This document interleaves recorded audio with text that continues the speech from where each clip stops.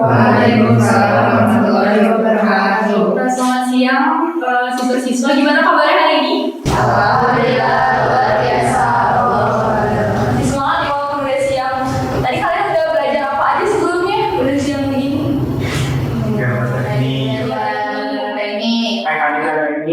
Aduh, keren banget. Nah jadi sebelum mulai mungkin ibu pengen kayaknya pimpin doa dulu, siap kan? Oke Aldi, coba pimpin doa. Baik, sebelum memulai pembelajaran kali ini kita berdoa, menurut kepercayaan masing-masing berdoa dimulai. Berdoa dicukupkan. Karena udah berdoa, ibu lanjutkan ke absen terlebih dahulu ya. Yang pertama Aldi kita hadir ibu Aldi. Baik, hadir semua ya. Sebelumnya yang tahu kita bakal belajar apa hari ini?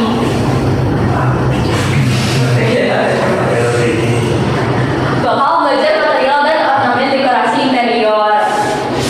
Nah sebelum kita mulai, ibu pengen kalian analisis terlebih dahulu. Jadi di sini ada dua ruang yang sama, tapi punya kesan yang berbeda, betul nggak?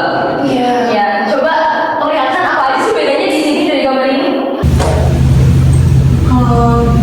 Kalau gambar yang ke-1 yang ruang 1 itu tidak ada dekorasinya ya, seperti figura atau lukisan seperti itu.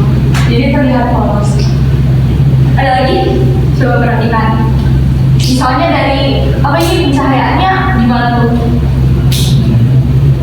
Furniturnya gimana? Kalau yang gambar 2 ada pencahayaan dari dia yang pencahayaan dari atasnya itu. Sedangkan yang nomor 1 dia apa yang ada di Betul.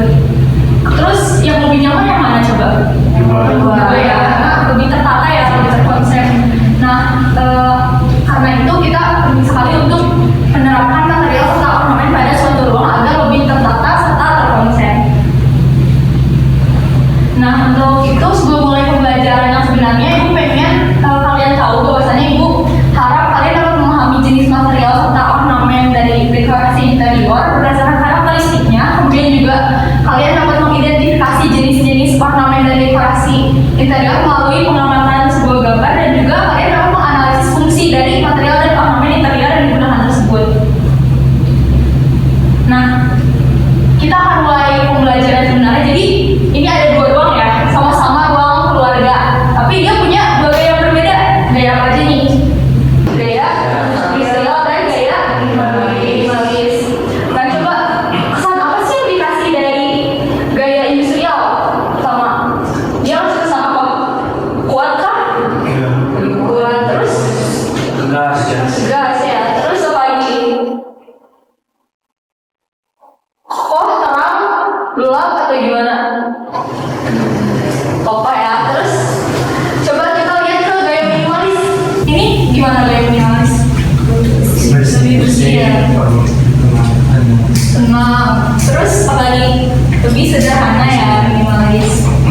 Oke, kita analisis satu-satu, analisis lebih jauh.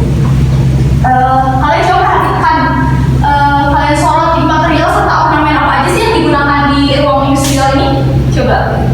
Ada apa aja? Ada bata ekspos. Terus ada apa lagi? Ada beton ekspos. Terus ada penggunaan apa ini? Yang menggunakan pipa-pipa ya. Terus baik. Jadi ada penggunaan beton ekspos, bata ekspos, kemudian ada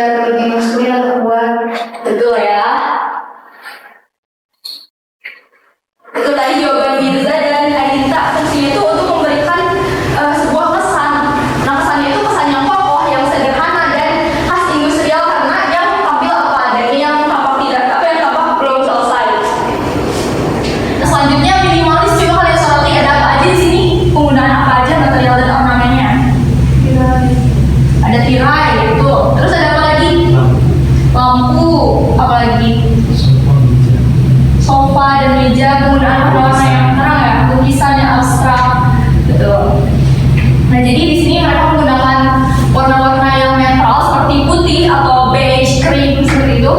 Kemudian juga penggunaan kayu yang hangat, yang terang. Kemudian juga ada furniture yang minimalis, yang penggunaan warna-warnanya yang hangat, yang netral dan sederhana.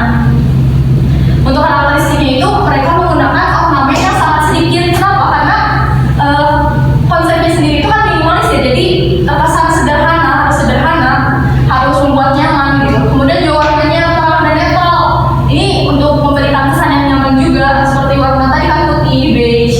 Kemudian furniturnya juga yang dibuat sederhana dan mengutamakan fungsionalnya. Kemudian juga permukaannya rapi dan bersih. Ini terlihat dari ceiling sama dinding. Kemudian juga dari lantainya yang nggak terlalu banyak tekstur ya, jadi dibuat finishing halus gitu. Terus juga pencahayaannya maksimal dengan memanfaatkan pencahayaan alami melalui jendela yang cukup besar ini. Kemudian untuk pertanyaannya, kenapa ornamennya sedikit? Tadi udah disebutkan. Konsepnya minimalis. Betul, karena konsepnya minimalis. Karena kalau dibuat lebih banyak, mereka akan menjadi padat dan keluar dari konsepnya yang minimalis itu, jadi tampak tidak sederhana dan tidak bersih kesannya. Nah, jadi fungsi dari material dan ornamen itu sebagai pembentuk ruang, baik secara konstruksi maupun finishing. Sedangkan untuk ornamen itu berfungsi sebagai penunjang yang memberikan nilai estetika, kemudian identitas, juga makna simbolik pada ruang tersebut.